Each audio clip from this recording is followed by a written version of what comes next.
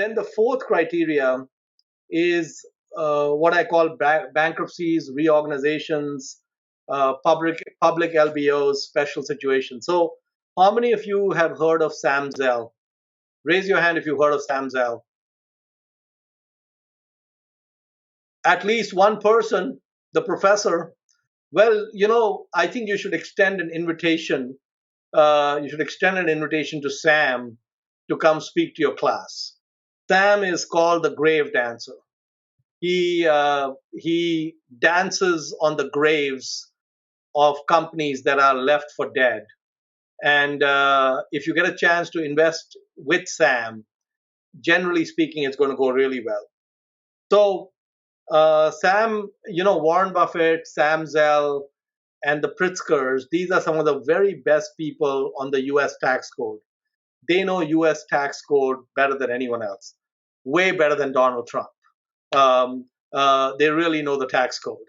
And I don't think Sam Zell has ever sent much of a tax bill to the US government because he's just so efficient with the way he runs his tax affairs. Um, so anyway, there was this story is a interesting story, but it goes back about 26 years. So in 1990, there was a insurer called Mission Insurance that went bankrupt. And when this insurer went bankrupt, they had 630 million in NOLs, net operating losses. So these net operating losses that the company have a lot of value if you can bring that shell company into a company that has profits, because you can shield 630 million of profits because of that loss. So Sam was able to buy that company for like 30 million, because it had nothing other than the losses. And you have to find something to. So he bought the 630 million of losses for 30 million about 7-8 years after the bankruptcy. This was in 98 or 99. And then there's another investor, Marty Whitman from Third Avenue, who also bought some of the shares in this Mission Insurance.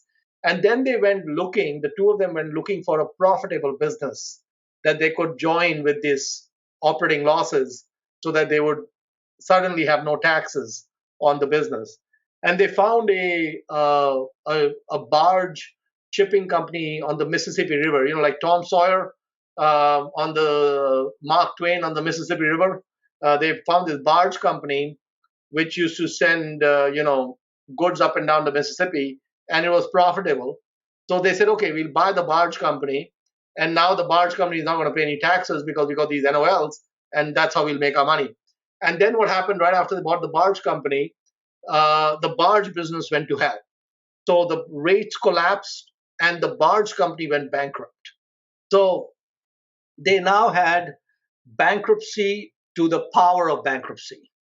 And I don't know whether you teach them, Professor, how to calculate bankruptcy to the power of bankruptcy, but it's not good. So there are two bankruptcies now instead of one. So instead of having 630 million in NOLs, they now had 800 million in NOLs, even higher.